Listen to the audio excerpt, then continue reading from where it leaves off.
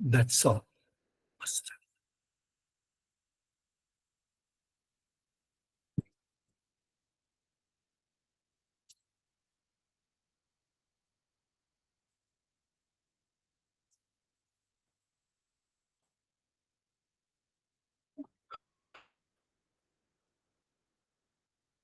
సోదర సోదరీమణులందరికీ నమస్కారం.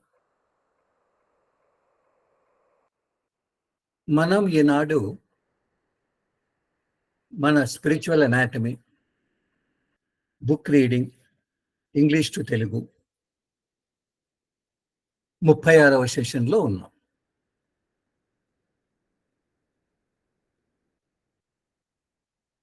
మాస్టర్ గారు మన దేశానికి వచ్చారు. చాలా లైవ్లీగా కనపడుతున్నారు. Happy news. ఈ దినం వరల్డ్ పాపులేషన్ డే, అంటే ప్రపంచ జనాభా దినోత్సవం. ప్రభుత్వాలు ఎన్నో పనిచేస్తున్నాయి. ఎలా ఈ యొక్క సమస్యను ఎలా పరిష్కరించాలా అని. ఒకమారు బాబూజీని ఈ ప్రశ్న వేశారు. ఈ ప్రపంచ జనాభా ఎలా, దీన్ని చెక్ చేయాలి, ఇది విపరీతంగా పెరిగిపోతుంది కదా అని. అప్పుడు బాబూజీ వింతగా ఎంత అద్భుతమైన సమాధానం ఇచ్చారు అని అంటే, ఆయన చెబుతూ ఐ గాట్ ఏ సొల్యూషన్, నా దగ్గర పరిష్కారం ఉంది. ఎందుకంటే ఎవరైతే సాధన చేస్తారో, హార్ట్ రీజన్ ఎవరైతే దాటుతారో, హృదయ మండలం, తప్పకుండా వాళ్ళకు లిబరేషన్ వస్తుంది, మోక్షం వస్తుంది. కాబట్టి మళ్ళా వచ్చేది లేదు కదా అనేది ఆయన సమాధానం. So that answer is the ultimate. Super, సూపర్లో సూపర్. సో వచ్చే జనాభా బాగా ఉండాలి, మంచి గుణాలతో ఉండాలి, తర్వాత అంతా ఆధ్యాత్మిక తత్వవేత్తలుగా తయారు కావాలి అని అంటే నిజంగా మన పద్ధతే కదా. It's okay, it's okay, it's a beauty. So ఈనాడు మనం భగవద్గీతలో మనం స్థితప్రజ్ఞ స్థితి, సాంఖ్యయోగం 269వ శ్లోకం. చాలా విచిత్రంగా ఉంటుంది శ్లోకం. యా నిశా సర్వభూతానాం తస్యాం జాగర్తి సంయమి, యస్యాం జాగ్రతి భూతాని సా నిశా పశ్యతో మునేహి, సా నిశా పశ్యతో మునేహి. అది శ్లోకం. అంటే అర్థం ఏమి? సర్వభూతానాం, అన్ని జీవులు, ఆల్ లివింగ్ బీయింగ్స్, నిశా నిద్రించినప్పుడు, తస్యాం అప్పుడు, సంయమి జితేంద్రియుడు అంటే స్థితప్రజ్ఞుడు, జాగర్తి మెలకువతో ఉండును. ఇది ఒకటి. రెండవది యస్యాం, ఎప్పుడైతే భూతాని, అన్ని జీవులు జాగ్రత్త మేలుకున్నప్పుడు, మునేహి అనంటే మునులకు, నిశా నిద్ర, పశ్యతః నిద్రలో ఉండుదురు అనేది ఇక్కడ భావం. అంటే అర్థం ఏంటి? అన్ని జీవరాశులకు ఏది రాత్రియో స్థితప్రజ్ఞుడు మేల్కొని ఉంటాడు అని. అన్ని భూతరాశులు ఎప్పుడైతే మేల్కొని ఉంటాడో స్థితప్రజ్ఞుడు నిద్రిస్తూ ఉంటాడు అని దీనిలోని భావం. అంటే అందరూ నిద్రిస్తూ ఉంటే స్థితప్రజ్ఞుడు మేల్కొంటాడు, అందరూ మేల్కొంటుంటే స్థితప్రజ్ఞుడు నిద్రపోతాడు అనేది భావం. ఆ విధంగా మనం అర్థం చేసుకుంటే నిజంగా మనం కరెక్ట్గా అర్థం చేసుకోలేదు అనేది మనకు అర్థమవుతుంది. అంటే చూస్తూనే శ్లోకం ఎలా కనపడుతుందంటే అన్ని భూతాలకు ఏది రాత్రియో స్థితప్రజ్ఞ అప్పుడు మేల్కొని ఉంటాడంటే అన్ని సకల చరాచర జీవరాశులు. సో అన్ని సకల జరాచరాశులు ఎప్పుడైతే మేల్కొని ఉంటాడో అది స్థితప్రజ్ఞనికి రాత్రి అని. అంటే ఇక్కడ అర్థం ఏమి అని అంటే రాత్రి పగలు అని కాదు. ఎవరైతే ఏమంటాం ఆ డివైన్ కాన్షియస్ దివ్య చైతన్యంలో ఎవరైతే ఉంటారో అది మిగతా వాళ్లకు భిన్నంగా ఉంటుంది అనేది ఇక్కడ కాన్షియస్.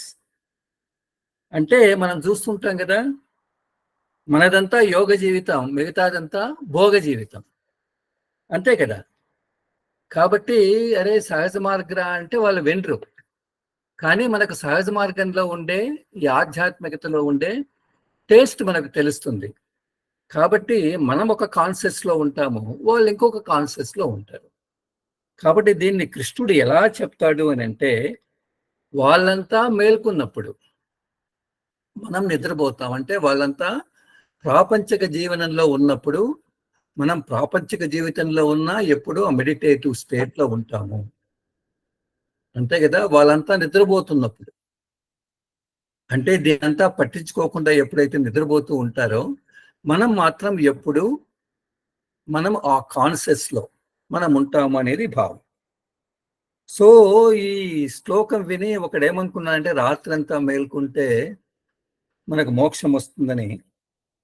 కాబట్టి వినోబా చెప్తారు ఆ గీతలో, అట్లయితే దొంగలు తర్వాత ఇంకా ఎంతో మంది ఆ మోక్షాన్ని పొందొచ్చు కదా, అది కాదు భావం అంటాడు. అని అంటే చెప్పడం ఏంటంటే మామూలుగా అందరు జనాలు భగవంతుని యొక్క విషయంలో నిద్రపోతూ ఉంటారు.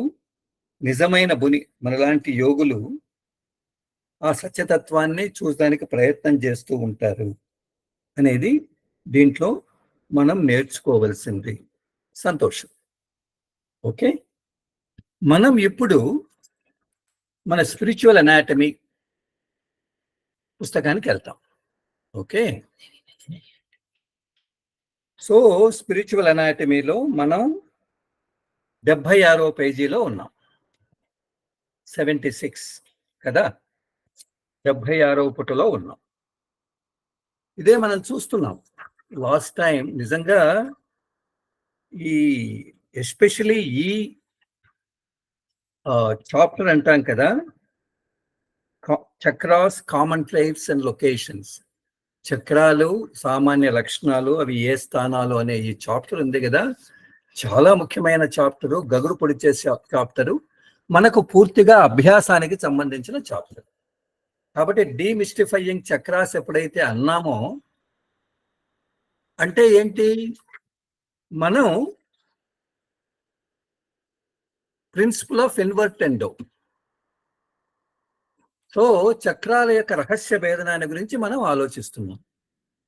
బ్రదర్ ఈ దినాందే పెట్టారా? సో మనము ఈ రోజుదేనండి, ఈ రోజు మనము 24 page. Okay, 24 page. So the principle of invertendo, దీని గురించి విస్తారంగా డిస్కస్ చేస్తున్నాం. అని అంటే విలోమ సిద్ధాంతాన్ని గురించి డిస్కస్ చేస్తున్నాం. Next brother, next slide. So దీంట్లో ఏమనుకున్నాం, ఎట్లయితే అశ్వత్థ వృక్షము వ్రేళ్లు పైన కింద ఇది ఉంది కాబట్టి ఇది విలోమ సిద్ధాంతం అనేది పైకి క్రిందిగా క్రిందికి పైగా ఉంటుంది, మనం చర్చించుకున్నాం. Next brother. సో దీని గురించి మనము ఎంతో చర్చించుకుంటూ 2 ప్రిన్సిపల్స్ ఉంటాయి, inversely proportional and directly proportional. కాబట్టి అనులోమ సిద్ధాంతం, విలోమ సిద్ధాంతం, దీని గురించి చాలా హ్యాపీగా డిస్కస్ చేసుకున్నాం. ఎప్పుడైతే ఒక వేరియబుల్ ఇంక్రీజ్ అవుతుందో ఇంకొక వేరియబుల్ ఎప్పుడైతే డిక్రీజ్ అవుతుందో దాన్ని మనం విలోమం అన్నాం. 2 ఈక్వల్ గా పెరుగుతూ ఉంటే దాన్ని మనం అనులోమం అన్నాం. దీనికి ఎన్నో ఎగ్జాంపుల్స్ ఇచ్చాం. Okay, next brother. సో దీని గురించి మనం మాట్లాడుకుంటూ బాబూజీ ఈ ఇన్వర్టెండో అనే దాని గురించి మనకెంతో గొప్పగా చెప్పారు. ఆయన నిజంగా ఈ పదంలో ఉండే ఆధ్యాత్మిక తత్వాన్ని గురించి చెప్పారు. ప్రకృతిలో మొత్తం విశ్వంలో మనకు కనపడని ఒక అదృశ్యమైన తత్వం ఉంది. దాన్ని మీరు తెలుసుకోండి. ప్రకృతిలో ఎన్నో రహస్యాలు ఉన్నాయి. అలా చూస్తే మీరు పాంచభౌతిక తత్వంతో కనుక్కోలేరు అనేది ఇక్కడ మనం నేర్చుకోవాల్సింది. కాబట్టి ఇక్కడ ఈ ఇన్వర్టెండో అనేది ఏం చెప్తుంది అని అంటే, ఈ ప్రకృతి ప్రణాళికలో ఎన్నో వైపరీత్యాలు ఉన్నాయి. కాబట్టి ఆ వైపరీత్యాలను మనము ఎలా ఒక స్పాట్ లైట్ మాదిరి మనం తెలుసుకోవాలి అని మనం నేర్చుకుంటున్నాం. కాబట్టి ఎన్నో ఎగ్జాంపుల్ చూసాం. మనం ఎంత అనుకోగా ఉంటే మనలో చైతన్య స్థితి పెరుగుతుంది. ఎంత ఖాళీ అయితే మనం భగవంతుని యొక్క కృప మన లోపల దిగుతుంది, అవనతమవుతుంది. ఎంత మనం సెంటర్ అయితే కాన్షియస్నెస్ ట్రావెల్ అవుతుంది అని కూడా మనం చర్చించుకుంటూ మనం ఏం చేసాం, నెక్స్ట్ స్లైడ్ బ్రదర్ అని చర్చించుకుంటూ మనం ఇక్కడ బాబూజీ ఏమని చెప్తారు, అరే స్పిరిచువల్ జర్నీ దాజీ చెబుతూ ఎలా స్టార్ట్ అవుతుంది, ఎక్కడ స్టార్ట్ చేయాలి అంటే సెన్సిటివిటీ ఉండాలి. మన లోపల ప్రాణాహుతి మన లోపల ప్రసారం అవుతుంది. అది కరెంట్ రూపంలో ప్రసారం అవుతుంది. ప్రసారమైనప్పుడు అక్కడక్కడ ఒక మ్యాగ్నెటిక్ ఫీల్డ్ ను క్రియేట్ చేస్తుంది. అది స్ట్రైట్ లైన్ లో రాదు, ఒక కరెంట్స్ మాదిరి, వేవ్స్ మాదిరి వస్తుంది అని మనం చర్చించుకున్నాం. Okay, next brother, next slide. So దీని గురించి చర్చించుకుంటూ మనం ఎలక్ట్రిక్ కరెంట్ ఎట్లా వేవ్స్ లో పాస్ అవుతుందో, ఇప్పుడు లాస్ట్ చూస్తున్నాం కదా, మ్యాగ్నెటిక్ ఫీల్డ్ ఎట్లయితే క్రియేట్ అవుతుందో అలా మనలో కూడా ప్రతి బిందువులో, ఎన్నో బిందువుల్లో అది ఒక ఫీల్డ్ క్రియేట్ అవుతుందని తెలుసుకున్నాం. నెక్స్ట్ బ్రదర్, తర్వాత మనం చర్చించుకుంటూ మనం ఇది చాలా విపరీతంగా మాస్టర్ గారి ఎలా చెప్పారు అని అంటే, యాక్చువల్గా మన హృదయ చక్రాలు మనం 2 భాగాలు చేస్తే పైన కింద అప్పర్ లోవర్ ఉంటుంది. సో దీని యొక్క ఎఫెక్ట్ సెకండ్ దానికి ఉంటుంది, అక్కడి నుంచి థర్డ్, ఇదంతా మనం చర్చించుకున్నాం కదా. కాబట్టి అప్పుడు బాబూజీ 1, 6 చూశారు ఇన్వర్టెండోలో. ఒకదో దాంట్లో పైన కింద అప్పర్ లోయర్ ఉన్నాము, 6వ దాంట్లో లోయర్ పైన అప్పర్ కింద. అది కాకుండా next brother, next slide. So ఆయన చెబుతూ మన దాజీ ఎంత క్లియర్ కట్ గా ఎక్స్ప్లెయిన్ చేశారు అంటే 1, 2, 3, 4, 5, 6 ఆయన ఎక్స్ప్లెయిన్ చేస్తూ ఒక దాంట్లో అప్పరు, ఇంకొక దాంట్లో లోయర్, ఇంకొక దాంట్లో అప్పరు, అట్లా చెబుతూ బేస్ 1, 3 అదే కదా, 5, 7, 9, 11, 13 దీంట్లో అంతా అప్పర్ లో ఉంటుంది కాన్షియస్నెస్, అప్పర్ కాన్షియస్నెస్. 2, 4, 6, 8, 10లో అది లోవర్ రీజన్ లో ఉంటుంది అని కూడా మనం చర్చించుకున్నాం. ఓకే, అంటే దీని అర్థం ఏంటి, ఎప్పుడైతే ట్రాన్స్మిషన్ మన లోపలికి వస్తుందో అది 1, 3, 5 ఎలా అన్ని దాంట్లను అది ఎఫెక్ట్ చేస్తుంది అంటే ఎఫెక్ట్ చేస్తుందని మనం తెలుసుకున్నాం. నెక్స్ట్ బ్రదర్, సో ఇది మనం చెబుతూ రిలే రేస్ అన్నాం. ఎట్లయితే వాళ్ళు పరిగెత్తేటప్పుడు ఒక లైన్ లో ఒకడు 5 కిలోమీటర్లు ఇంకో దానికి ఇస్తాడో, అట్లే ఇక్కడ మనం ఏం చేస్తున్నాము, ఆటోమేటిక్ గా 1, 3, 5, 7, 2, 4 అట్లా ప్రతి దాంట్లో స్పందన వస్తుంది కదా అని మనం తెలుసుకున్నాం. Next slide brother. సో దీన్ని మనం ఉదాహరణ తీసుకున్నాం.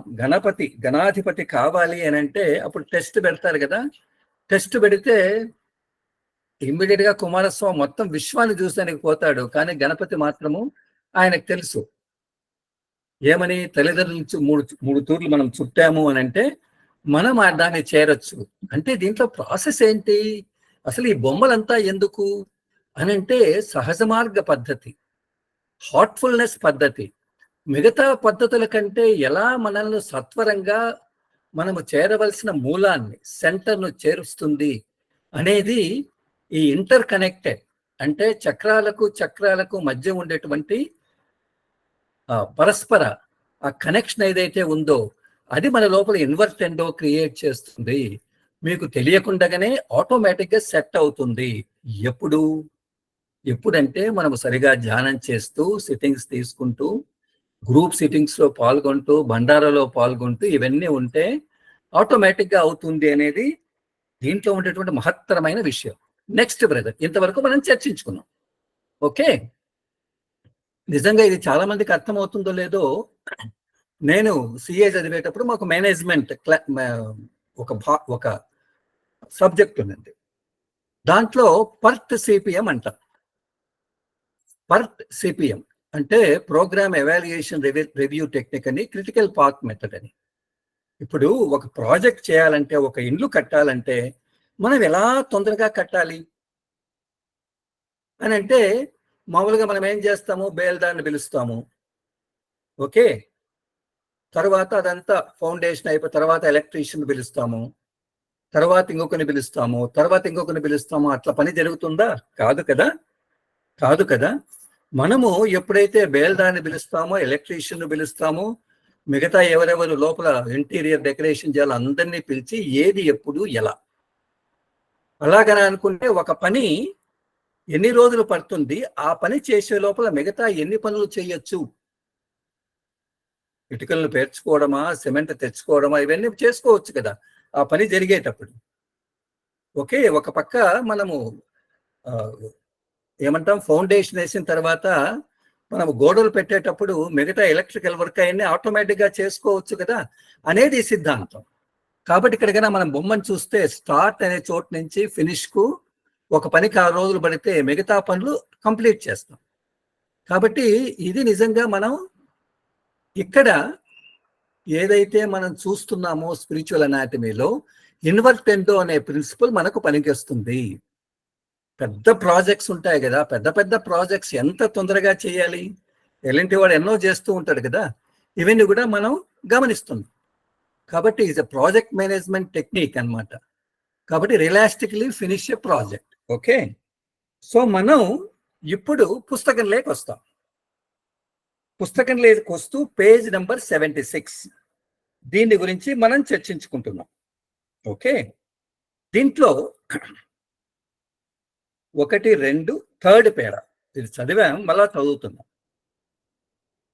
Because of the interconnection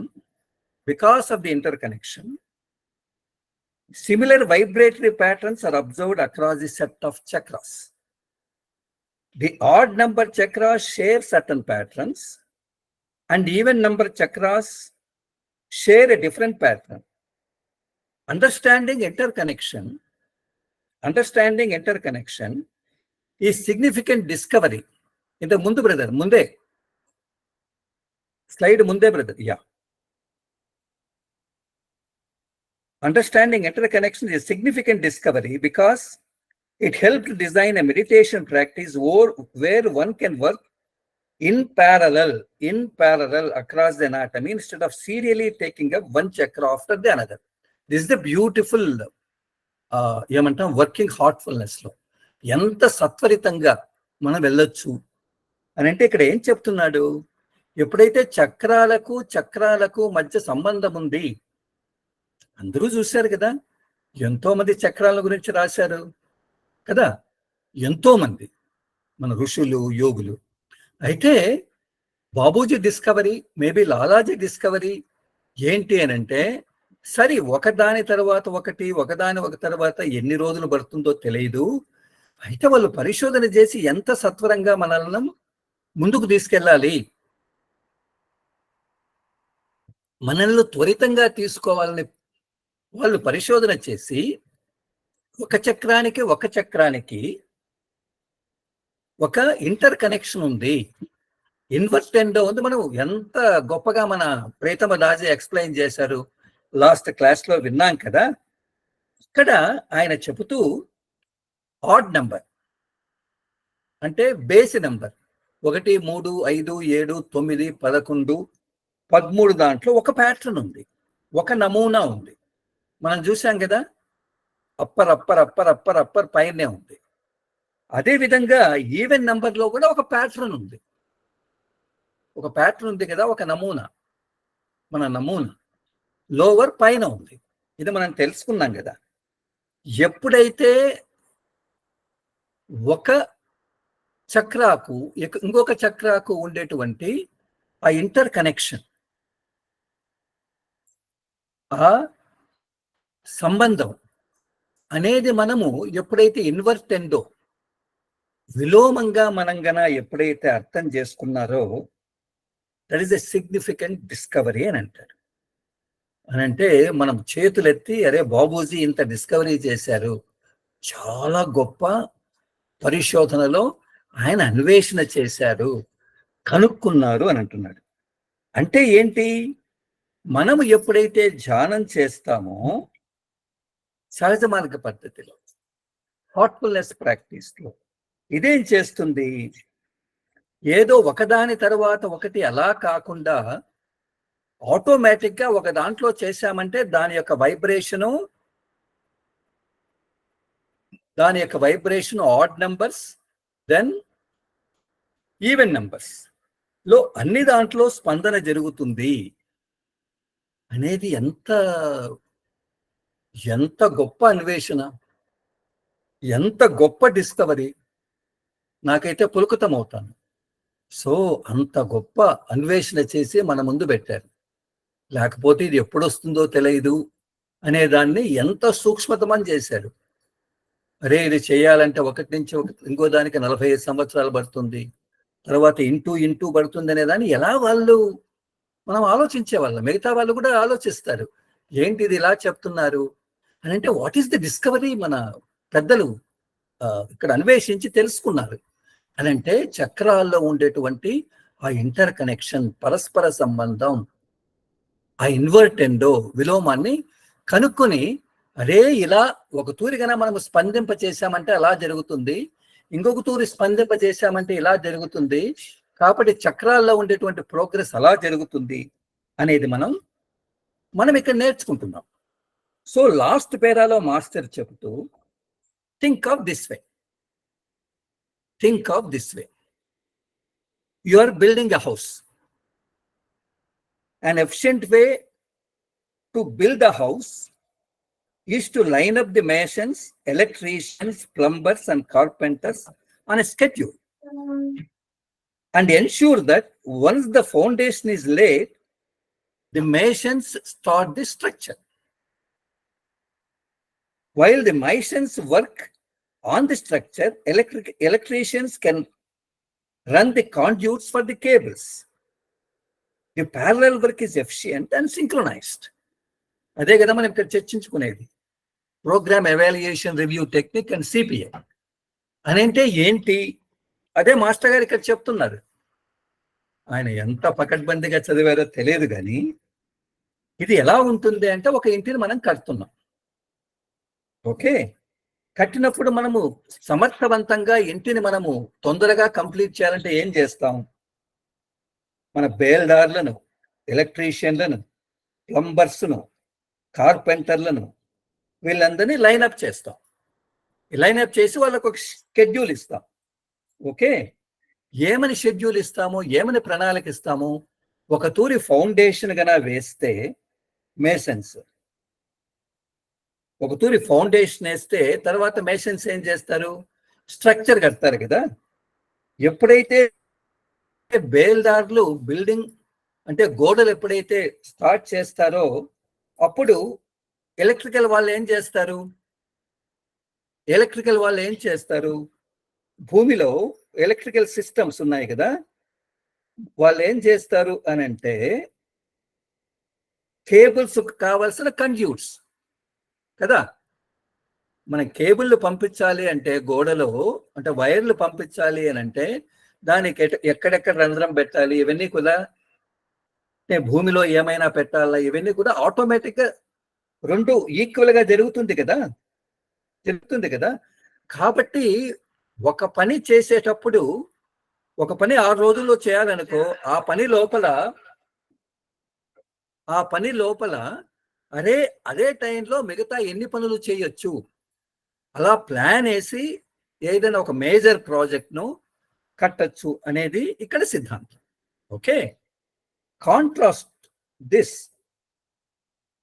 to hiring a civil worker and digging the foundation. After the work over, you go hire the masons. Once the masons are done, you start figuring out electrical systems. Such sequential work is inefficient. And often there is a rework. అట్లా కాకుండా మనం ముందుగా అనుకున్నట్లుగా మనం ఏం చేస్తాము, first civil వాళ్ళని పిలుస్తాం, ఫౌండేషన్ వేయమంటాం. ఫౌండేషన్ అంతా అయిపోయిన తర్వాత మనం ఏం చేస్తాము, బేల్దారులను పిలుస్తాం. గోడ కట్టేదానికి ఇవన్నీ ఉంటుంది కదా, బేల్దారులను పిలుస్తాం. బేల్దారులు అయిపోయిన తర్వాత ఎలక్ట్రీషియన్ పిలిచి ఎలక్ట్రికల్తో వాళ్ళు ఎట్లా కేబుల్స్ వేయాలా చేస్తాం. ఇట్లా అదే ఆ పని అయిపోతూనే ఆ పని చేయాలి, ఆ పని అయిపోతూనే ఆ పని చేయాలి అని అంటే ఒకతూరు ఎంత కన్ఫ్యూజన్ అయిపోతుంది. మన గృహ నిర్మాణం అంటే, అరే మనం గోడ కట్టామనుకో, ఆ లోపల దానికి కేబుల్కు సంబంధించిన ఏదో గుంత వేయాలి, లేకపోతే హోల్ పెట్టాలి అని అంటే మళ్ళీ దాన్ని రీవర్క్ చేయాల్సి వస్తుంది, మళ్ళా పని చేయాల్సి వస్తుంది. ఇది కాదు కదా. అందుకే ప్రోగ్రామ్ ఎవాల్యుయేషన్ రివ్యూ టెక్నిక్స్ అంటారు, లేకపోతే క్రిటికల్ పాత్ మెథడ్. కాబట్టి మనం ఇక్కడ చూస్తున్నామా, ఏ పని ఎప్పుడు ఎలా చేస్తే ఒక సమన్వయంతో ఉంటుంది అనేది మనం ఇక్కడ ఒక మేనేజ్మెంట్ టెక్నిక్ మనం నేర్చుకుంటున్నాం. Next 77 page. ఇక్కడ దాన్ని నేను రిలేట్ చేస్తారు. The heartfulness system takes advantage of invertendo to work across the anatomy. ఎంత బ్యూటిఫుల్ గా. That's why at times practitioners feel vibrations at several chakras in the same meditation. The specific work may be happening at one chakra and the FO effects are felt at the other chakras. Enta beautiful. Flow with the flow. Preceptors sometimes conduct exercises to help practitioners become more sensitive to the interconnected nature of chakras. బాగా అర్థం చేసుకోండి. In these sessions, they work on a single chakra for the entire group, and then the entire group share their experiences. It is common to see the participants report stronger vibrations at one chakra and milder vibrations at other chakras, indicating that the work on one chakra has had the ripple effect. On the other chakras, on others. అంటే ఎంత beautiful గా చెప్తున్నాడు అనేది మనం ఇక్కడ అర్థం చేసుకోవాలి. Okay, అంటే ఇక్కడ హార్ట్ఫుల్నెస్ ప్రాక్టీస్ లో ఉండేటువంటి విశిష్టత ఏంటి అనేది ఇక్కడ చెప్తున్నాడు. ఆయన చెబుతూ ఇక్కడ ఎప్పుడైతే మనం ఇన్వర్టెండో ఉంది కాబట్టి, విలోమ ఉంది కాబట్టి, ఇది మన అనాటమీలో ఏ అనాటమీ, స్పిరిచువల్ అనాటమీలో పనిచేస్తుంది. ఎలా అని అంటే, మనమంతా ఉన్నాం కదా అభ్యాసులం, మనకు అప్పుడప్పుడు మన లోపల ఎన్నో స్పందనలు వస్తూ ఉంటాయి. ఓకే, ఎన్నో చక్రాలు మనం ధ్యానం చేసేటప్పుడు, అరే ఇక్కడ మనకు స్పందన రావచ్చు, 3లో రావచ్చు, 5లో రావచ్చు, 7లో రావచ్చు, ఎక్కడైనా రావచ్చు.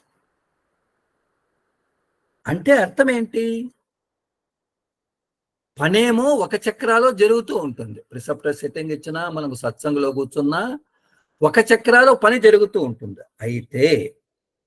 అయితే దాని యొక్క ఎకో ఎఫెక్ట్, దాని యొక్క ప్రతిబింబం, ఓకే, ప్రతిస్పందన అనేది మిగతా చక్రాల్లో మనకు అనుభూతికి వస్తూ ఉంటుంది.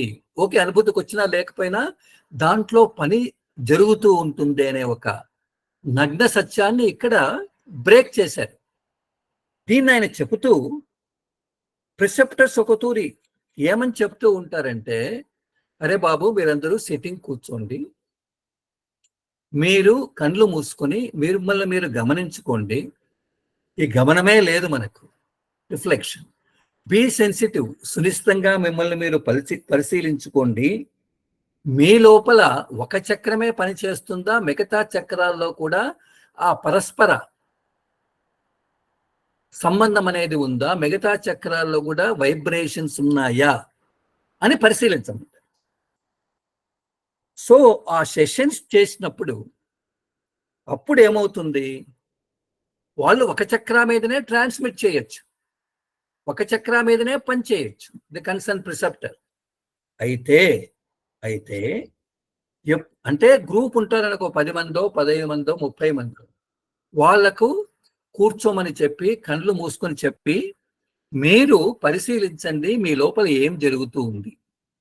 అయితే వాళ్ళు ట్రాన్స్మిట్ చేసేటప్పుడు ఒక చక్రమైనా వర్క్ చేస్తారు. చేసిన తర్వాత అరే బాబు మీకు ఎలా అనిపించింది, మీ యొక్క అనుభూతి ఎట్లా ఉంది, మీ యొక్క ఎక్స్పీరియన్స్ ఎలా ఉంది అని అడిగినప్పుడు పార్టిసిపెంట్స్ ఉండేవాళ్ళు ఏమని చెప్తారు? It's a common. అందరూ సామాన్యంగా చెప్పేది ఏంటి అనంటే, సార్ ఒక చక్రా మీద మాకు బలమైనటువంటి స్పందనలు వచ్చాయి, అయితే కొంచెం మైల్డర్, అంటే అంత బలంగా కాకుండా అంత తక్కువ స్థాయిలో మిగతా చక్రాల్లో కూడా మాకు స్పందనలు వచ్చాయి అని చెప్తారు. అంటే ఏంటి? అంటే ఏంటి? ఒక చక్రా మీద పని జరిగితే మిగతా చక్రాల్లో there is a ripple effect, అలల ఎఫెక్ట్ అంటారు, అలల ప్రభావం అంటారు. అని అంటే ఇదంతా ఎలా జరుగుతుంది? లేదండి ఇక్కడ వస్తుంది, అక్కడ అనిపిస్తుంది, ఇంకొక చోట అనిపిస్తుంది అంటే అర్థం ఏంటి? You have to be sensitive. దీనంతా మనం తెలుసుకోవాలంటే మనము సున్నితంగా మనము గన తయారైతే ఆటోమేటిక్గా మన లోపల ఎక్కడ పని జరుగుతుంది అనేది అర్థమవుతుంది. నెంబర్ 1. నెంబర్ 2, అరే ఎంత వేగవంతంగా మాస్టర్ మనల్ని ముందుకు తీసుకెళ్తున్నారు. హౌ, వై అని ఎవరైనా అడిగితే మనకి ఎగ్జామ్లో because of this interconnection of chakras, invertendo principle. So అర్థమైందా? సో ఈ ప్రిన్సిపల్ అనేది నిజంగా మన సహజ మార్గంలో నిజంగా ఒక డిస్కవరీ, ఒక ఇన్వెన్షన్. బాబూజీ మహారాజ్ మనకిచ్చినటువంటి ఒక ప్రసాదం. ఓకే, దాన్ని మనం నిజంగా ఆయన సమకాలికలంగా ఉన్నాం కాబట్టి చాలా నిజంగా ఆయనకు మనం శతకోటి నమస్కారాలు మనం చెప్పాల్సి వస్తుంది. Okay okay, next slide brother. Okay, so ఇదంతా లాస్ట్ క్లాసు, ఈ క్లాసులో మనం పూర్తిగా ఒక ఇన్వర్టెండోల గురించి ఒక సంపూర్ణ స్పెక్ట్రం మనం చర్చించుకున్నాము. మనం ఎట్లా రికార్డింగ్స్ వస్తాయి కాబట్టి దీన్ని బాగా అర్థం చేసుకొని అనుభూతికి వచ్చేదానికి ప్రయత్నం చేయండి, అనుభూతికి. ఓకే, సో ఇప్పుడు నెక్స్ట్ ఇంకో దానికి వెళ్తాం, చాలా ముఖ్యమైనది. సో మనం సామాన్య లక్షణాల్లో 6th ఏంటి? Colour set chakras. అంటే చక్రాల్లో కూడా రంగులు ఉంటాయి అని ఆయన అంటారు పెద్ద ఆయన. రంగులంటే వర్ణాలు. రంగు అంటే ఏదో తీవ్రమైన అలా రెడ్ అంటే పూర్తి రెడ్ అలా కాదు, ఒక లేత. సో ఆయన వర్ణాలు ఉంటాయి అని అంటారు. చదువుదాం 77 page. Okay, we are in 77 page. So మనం ఇక్కడ ఈ బొమ్మను చూస్తున్నాం కదా, right. In meditation practitioners often observe various colors, especially ఇది కొన్ని అండర్లైన్ చేసుకోండి, in the years of early practice అంటే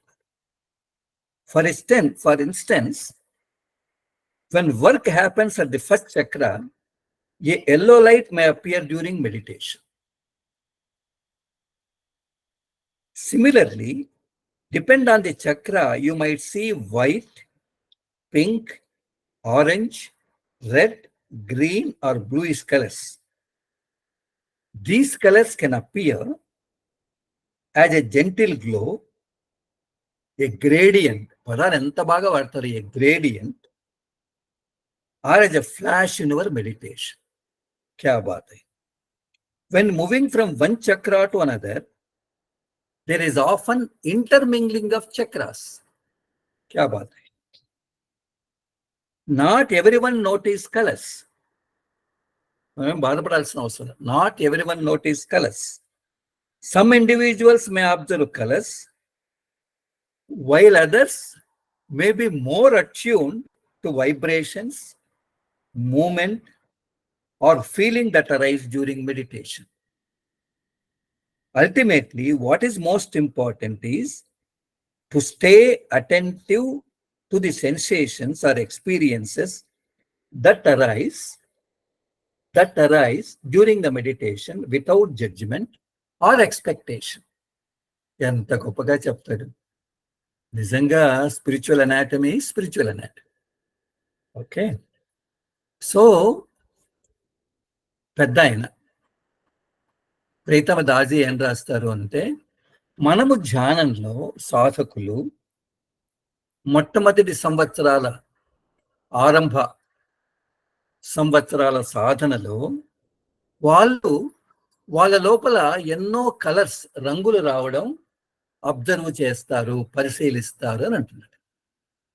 ఆయన చెబుతూ, ఉదాహరణకు ఒక చక్రాలో పని జరిగినప్పుడు అక్కడ ఏ వర్ణం ఉంటుంది, ఏ రంగు ఉంటుంది అని చెబుతూ, మొదటి చక్రాలో పని జరిగినప్పుడు ఎల్లో లైట్ అంటే పసుపు, ఎల్లో మనము అనుభూతి కాగలుగుతాము. అట్లనే ఒక్కొక్క చక్రాను బట్టి ఒక చోట తెలుపు, ఒక చోట గులాబీ, ఒక చోట నారింజ, ఒక చోట ఆకుపచ్చ, ఒక చోట నీలం, ఇవన్నీ మనం చూడొచ్చు అని అంటున్నాడు. అని చెబుతూ, ఇవి ఎలా కనపడతాయి? ఆ రంగులు అనేది జెంటిల్ గ్లో అంటే సున్నితమైన ప్రకాశం. ఇంకోటి గ్రేడియంట్ అని అంటే ఎంత తేలిగ్గా ఉంటుంది ఆ వర్ణం అంటే, అలా మన లోపల ఆ వర్ణం కనపడుతూ మళ్ళా మెల్లగా మాయమవుతూ ఉంటుంది, లేకపోతే ఇంకొక రంగులేకి వస్తుంది అని అంటున్నాడు. ఇంకా ఆయన చెబుతూ మన ధ్యానంలో ఒక ఫ్లాష్ మాదిరి, ఫ్లాష్ అంటే ఒక మెరుపు, ఒక సడన్ అట్లా టక్కని ఒక మెరుపు వస్తుంది. ఇది అందరికీ ఎంతో మంది చెప్తూ ఉంటారు, నేను ఒక ఫ్లాష్ చూశాను సార్.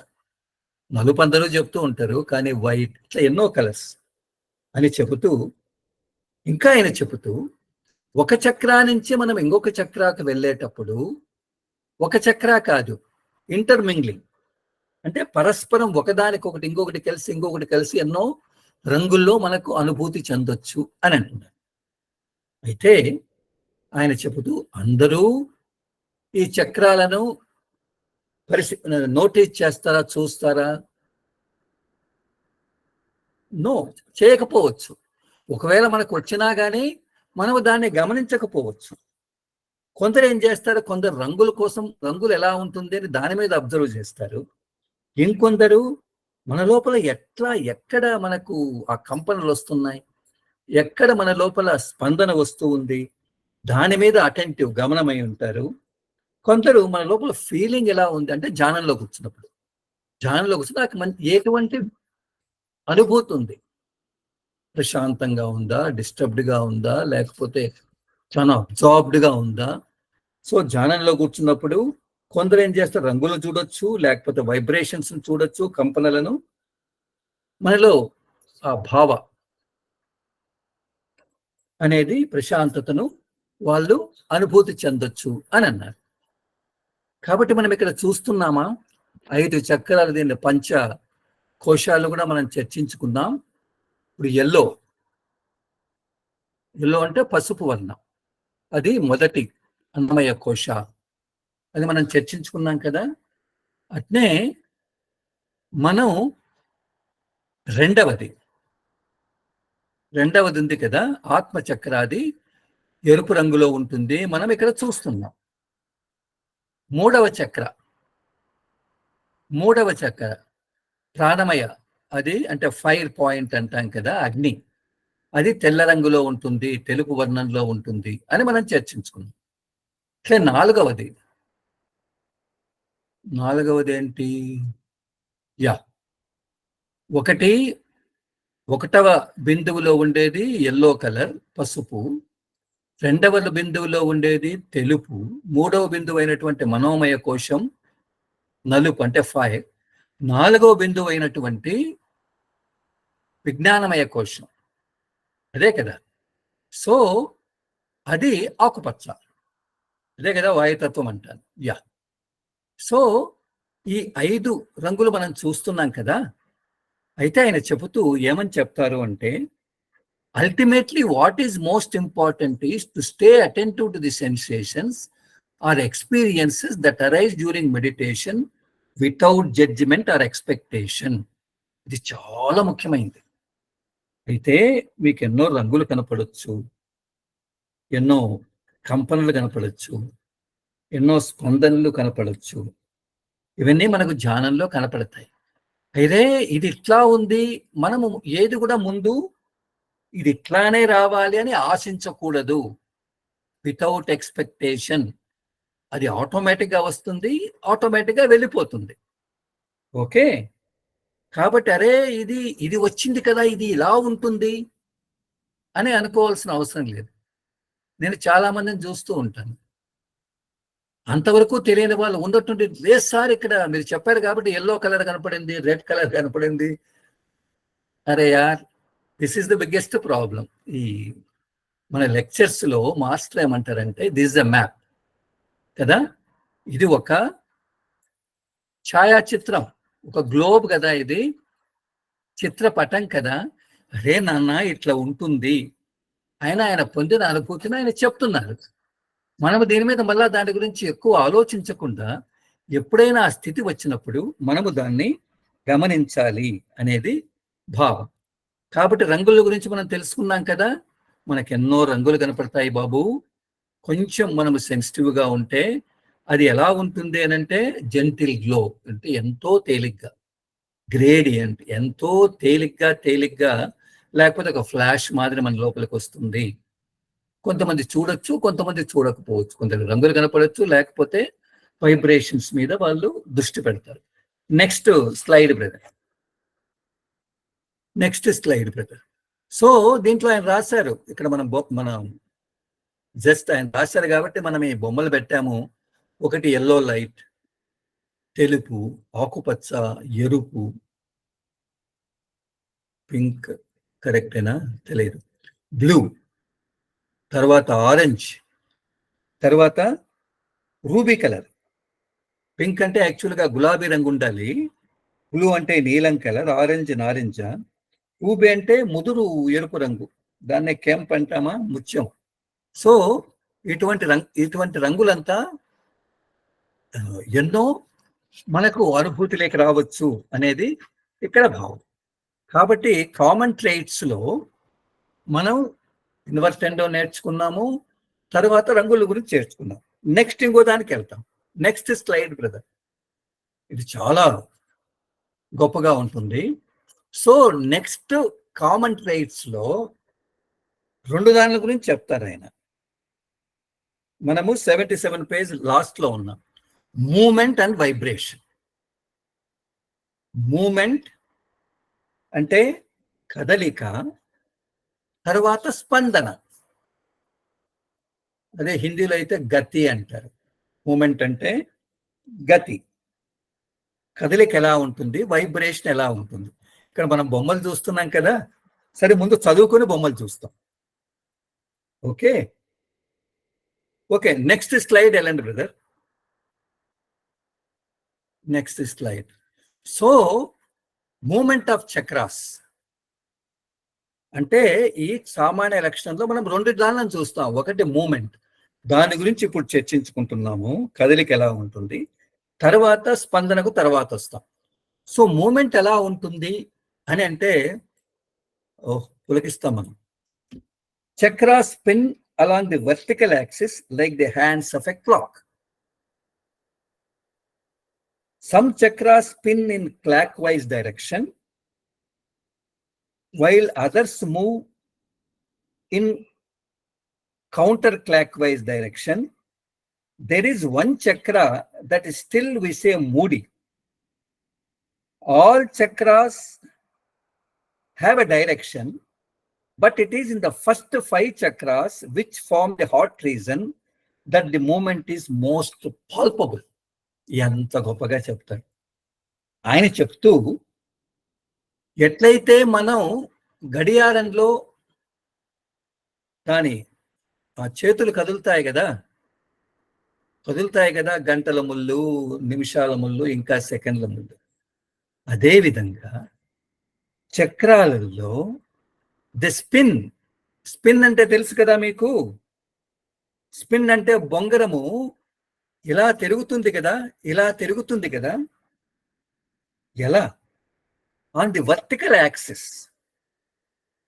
అని అంటే ఏంటి? ఒక కక్షలో అది ఎలా తిరుగుతుంది? వర్టికల్గా, సమాంతరంగా, నిఠారుగా ఇలా తిరుగుతుంది అనేది ఇక్కడ చెప్తున్నారు. Chakras spin along the vertical axis like the hands of a clock. Axis అంటే ఏంటి? మనం ఒక గ్లోబ్ కానీ ఇంకొకటి కానీ మనం తీసుకున్నప్పుడు, భూమి కానీ దాన్ని తీసుకుంటే, మనం దాని మధ్యగా అలా లైన్ గీస్తే అది వర్టికల్ యాక్సిస్ అంటాం కదా. అలా చక్ర అలా తిరుగుతుంది, ఇలా స్పిన్నింగ్. లాస్ట్ టైం కూడా అనుకున్నాం, బిషన్ సింగ్ బేడీ కదా, ఆయన వేస్తే అంతెందుకు మనము ఏమంటాం, బొంగరం దట్ ఈస్ స్పిన్నింగ్ కదా. సో బొంగరము ఎలా తిరుగుతుందో అలా మన లోపల చక్రాస్ ఆల్సో విల్ స్పిన్. క్యా బాత్ హై.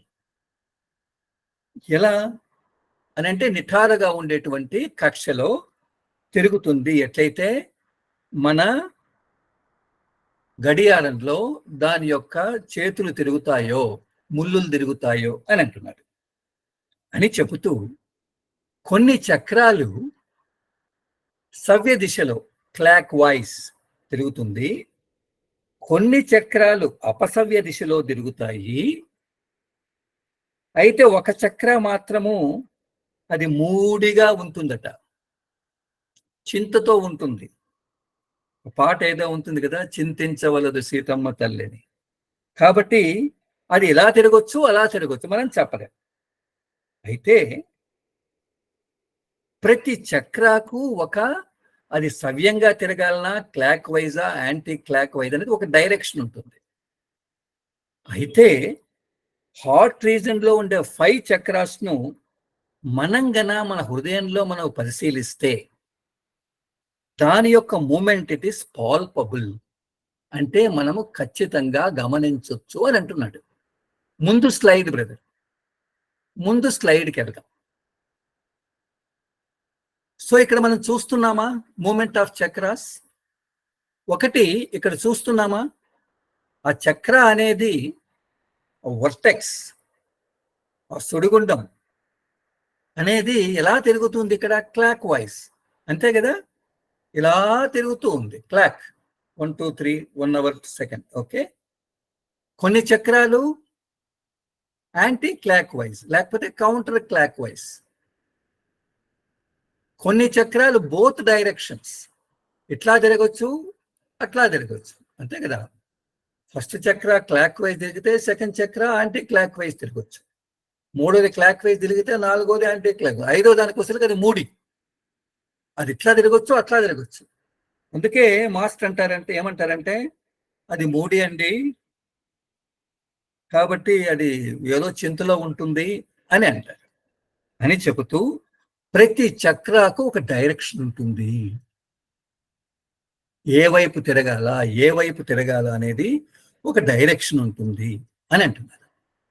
మనం ఎప్పుడైనా గమనించామా? మనం ఎప్పుడైనా పరిశీలించామా? ఓకే, దాని తర్వాత వస్తుంది. అయితే మన మనోక్షేత్రంలో లేకపోతే మైండ్ రీజన్, సెంట్రల్ రీజన్లో మనకి ఇదంతా పాల్పబుల్గా కనపడదు. కానీ అంటే మనకు కనపడేటట్టుగా, స్పందించేటట్టుగా, స్పృశించేటట్టుగా కనపడదు. కానీ మనం గన మన హృదయ ప్రాంతంలో ఉండే 5 చక్రాలు గన పరిశీలిస్తే దాని యొక్క కదలిక మనకు స్పృశించబడుతుంది, తెలియబడుతుంది అని అంటారు. Okay, next slide brother. ఇది మనం నేర్చుకుంటున్నాం.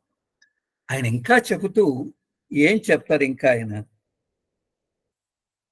ఆయన చెబుతూ the chakras form and energy field. మనం అదే అక్కడ అనుకున్నాం కదా, ఎట్లయితే ఎలక్ట్రికల్ కరెంట్ పాస్ అయితే ఎలక్ట్రికల్ ఫీల్డ్ అనేది మ్యాగ్నెటిక్ ఫీల్డ్ ని క్రియేట్ చేస్తుంది కదా, అది బొమ్మ చూసాం ఏదైనా. అట్లే విధంగా ముందు చదవాలి కదా. So chakras form in energy field and the energy field of each person is unique. ఇది చాలా గొప్పగా ఉంది. Even identical twins would not have energy fields that are alike. ఇది కొత్తగా కనపడుతుంది. An echo of the energy field can be felt physically. You may feel it as a gentle budging, rotating movement that the chakras location. Sometimes you also feel other sensations like the chakra throbbing, pulsing, pinching, my God, and even giving you a tickle.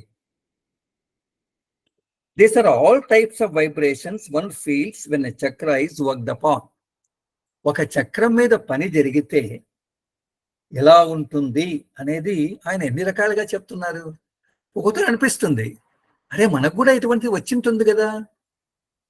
Okay, కాబట్టి ఆయన చెబుతూ చక్రాలనేటివి ఒక శక్తి క్షేత్రాన్ని తయారు చేస్తాయి.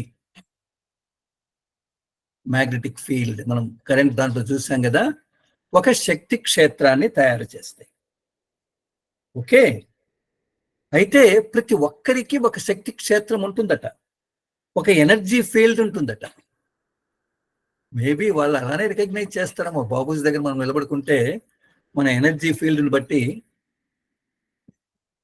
నా స్థితి ఎట్లా ఉంది అని కనుక్కుంటాడేమో తెలియదు. ఆయన చెబుతూ ప్రతి వ్యక్తికి ఇది చాలా ఇంపార్టెంట్. వాళ్ళ యొక్క ఎనర్జీ ఫీల్డ్ అనేది ఇట్స్ ఎ యునీక్ అంటే అర్థం ఏంటి? ఒక మనిషికి ఇంకొక మనిషికి ఇక్కడుండే ఎనర్జీ ఫీల్డ్ అక్కడ ఎనర్జీ ఫీల్డ్ ఉండదు. ప్రతి మనిషికి అది ప్రత్యేకం అని అంటున్నాడు. అని చెబుతూ ఆయన ఎగ్జాంపుల్ ఇస్తూ, కవలలు ఉంటారనుకో, కవలలు ఇద్దరు చూసడానికి ఒకే ఆకారంలో ఉంటారు కదా. అయితే వాళ్ళను కూడా పరిశీలిస్తే మనుషుల యొక్క ఫిజికల్ బాడీ, స్థూల శరీరం ఒకటే విధంగా ఉండొచ్చు, కానీ వాళ్ళలో ఉండే energy field is not like. ఎంత గొప్పగా చెప్తాడు అంటే, కవలలు చూసడానికి ఏకంగా కనపడచ్చు, కానీ ప్రతి వాళ్ళలో ఉండేటువంటి ఆ శక్తి క్షేత్రం భిన్నంగా ఉంటుంది.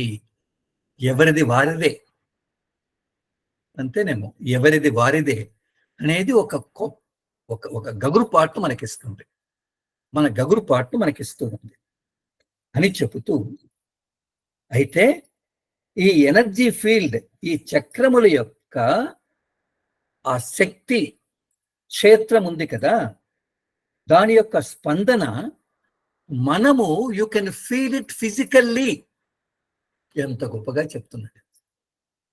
నీవు గన సెన్సిటివ్గా ఉంటే నీకంతకు నీకు అర్థమవుతుందిరా బాబు ఫిజికల్గా.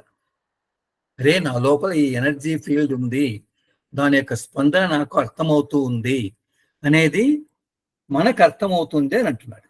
అది ఎలా తెలుస్తుంది? క్యా బాత్! ఎంత వివిడ్గా ఆయన చెప్తారు అని అంటే, అది యాజ్ ఎ జెంటిల్ బజ్జింగ్, అంటే ఝంకారం మాదిరి, ఒక హమ్మింగ్ సౌండ్ అంటాం కదా, తుమ్మెద ఝుమ్మని ఆ ఝుంకారం అనేది ఉంటుంది కదా, అలా రావచ్చు అంటున్నాడు. ఎప్పుడు చక్రాలో ఆ రొటేషన్ జరిగేటప్పుడు ఒక్కొక్కరి మిగతా స్పందనలు ఉంటాయి. ఎట్లా? ఒక్కొక్కరి దడదడ థ్రాబింగ్, పల్సింగ్ అంటే నాడి కొట్టుకుంటుంది కదా, అలా ఉండొచ్చు.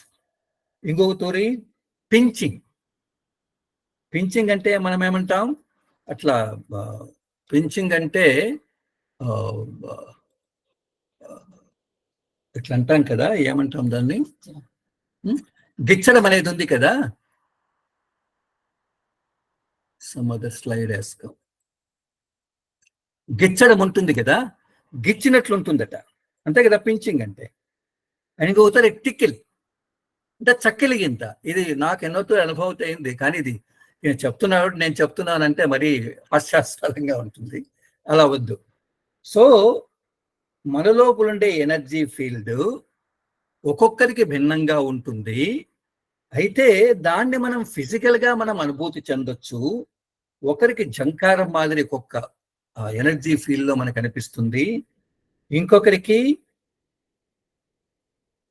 ఆ మూమెంట్ దడదడ అన్నట్టుగా ఉంటుంది, నాడి కొట్టుకున్నట్టుగా ఉంటుంది, తర్వాత ఏమంటాం ఇచ్చినట్టు ఉంటుంది, చక్కెల గిద్ద పెట్టినట్టు ఉంటుంది అని అంటున్నారు. ఓకే, సో ఆయన చెబుతూ టైం అవుతుందేమో, టైం అయింది. So these are times when even during routine activities like reading, working in the kitchen or watching TV, you may feel some vibration in the chest area, the soles of your feet, the palms, or at the back of your head. Observe these signs. They point some work that started during prior meditation and is continuing some new work that has started in your system. నేను ఎంత గొప్పగా చెప్తాడు. ఈ vibrations అనేది ఒక్కొక్క తూరి ఎలా మనం చదువుకునేటప్పుడు కానీ, కిచెన్లో ఉన్నప్పుడు కానీ, టీవీ చూస్తున్నప్పుడు కానీ మనము ఈ సెన్సేషన్ అంతా ఫీల్ కావచ్చు అంటున్నాడు. అది ఎట్లా? ఒక తూరి ఛాతీ ఏరియాలో సెన్సేషన్, ఒక తూరి అరికాళ్ళలో, అరికాలంటే తెలుసు కదా, కాలి కింద, తర్వాత పామ్స్ అరచేతుల్లో, ఒక తూరి తల వెనుక భాగాల, ఇవన్నీ అంటున్నాడు. కాబట్టి ఇవన్నీ మీరు అబ్జర్వ్ చేయండి. ధ్యానానికి ముందరగా, ధ్యానం చేసేటప్పుడు ఎటువంటి స్పందనలు వస్తాయి, తరువాత మన లోపల ఏదైనా కొత్తగా పని చేసినప్పుడు గురువుగారు మన లోపల ఎటువంటి స్పందనలు వస్తాయి, ఇవన్నీ కూడా మీరు గమనించండి అని అంటున్నారు. సో ఇక్కడ మనం మన యొక్క దిస్ రీడింగ్ స్టాప్ చేద్దాం. అంటే సో మనము స్టోరీ టైంకి వెళ్దాం, మొదలుగా కంప్లీట్ చేద్దాం, స్టోరీ టైంకి వెళ్దాం. సో ఈ దినం స్టోరీ బెంచ్, ఈ దినం మనం కథ తొందరగా చర్చించుకుంటాం. ఈ కథ ఏంటి అని అంటే, is it smart to be humble అని అంటే, మనం వినయంగా ఉండడం మంచిదేనా, మనం వినమ్రంగా ఉండడం అనేది తెలివైన పన అనేది, ఇది యాజ్ఞవల్క్య మహర్షిని గురించి మనం చదువుకుంటున్నాం. మీకు యాజ్ఞవల్కుడు అంటే చాలా మందికి తెలిసిండొచ్చు, ఆయన బృహదారణ్యక ఉపనిషత్తు రాశారు. సరే, దాని గురించి తర్వాత చర్చ. ఓకే, యాజ్ఞవల్కుడు పెద్ద మహర్షి. ఓకే, ఆయన మహర్షిగా తయారు కాకముందు ఒక గురువు దగ్గర, వైశంపాయనుడు అనేటువంటి గురువు దగ్గర ఆయన శిష్యుడిగా ఉండేవాడు. సో ఆయన చిన్నప్పటి నుంచే గురువుకు ఆయన యజ్ఞాల్లో కానీ, హోమాల్లో కానీ, పవిత్ర కార్యాల్లో అంతా కూడా ఈయన సహాయం చేసేవాడు. వాళ్ళది ఒక ఆశ్రమం. ఒక తూరి అంటే ఒక మారు వాళ్ళ రాజ్యానికి సంబంధించిన రాజు వైశంపాయన్ని, అంటే మనము చర్చించుకోబోయే యాజ్ఞవల్క్య వాళ్ళ గురువును తన రాజసభకు ఆహ్వానించి, సార్ మేము ఒక యజ్ఞాన్ని చేసుకోవాలనుకుంటున్నాము, దానివల్ల ప్రజలు సుఖ సంతోషాలతో ఉంటారు, కాబట్టి మీరు దాన్ని కండక్ట్ చేయండి అని అంటారు. అని అంటే ఆయన ఏమంటారు అని అంటే, ఈయన గురువు, అయ్యా నేను వేరే ఇంకా యజ్ఞాలు ముందుగానే నేను వాళ్ళకంతా చెప్పాను, ఇప్పుడు నేను రాలేను, అయితే నా శిష్యుడు ఉన్నాడు యాజ్ఞవల్క్యుడు, ఆయన వస్తాడు అని చెప్తాడు. అప్పుడు రాజు ఏం చేస్తాడు, అరే ఏం చెప్తే ఎందుకని తన ఆ గురువుకు కోపం తెప్పించి సరే అంటాడు. సరే యాజ్ఞవల్కుడు వస్తాడు, యజ్ఞాన్ని చేస్తాడు, చాలా బాగా యజ్ఞాన్ని కండక్ట్ చేస్తాడు. ఓకే, సో యాజ్ఞవల్కుడు చెప్తే ఆయన వచ్చి యజ్ఞాన్ని కండక్ట్ చేస్తాడు. తర్వాత కండక్ట్ చేసిన తర్వాత యాజ్ఞవల్కుడు ఏం చేస్తాడు అని అంటే, ఆ ప్రసాదం ఉంటుంది కదా, నార్మల్గా ఏమవుతుంది, పవిత్ర ప్రసాదం ఉంటుంది యజ్ఞం చేసిన తర్వాత. సరే రాజుకి ఇస్తాము అని తీసుకుని ఇచ్చే లోపల రాజు వెళ్ళిపోతాడు. ఈయనంతా వెయిట్ చేస్తూ ఉంటాడు, ఆయన రాజు రాడు.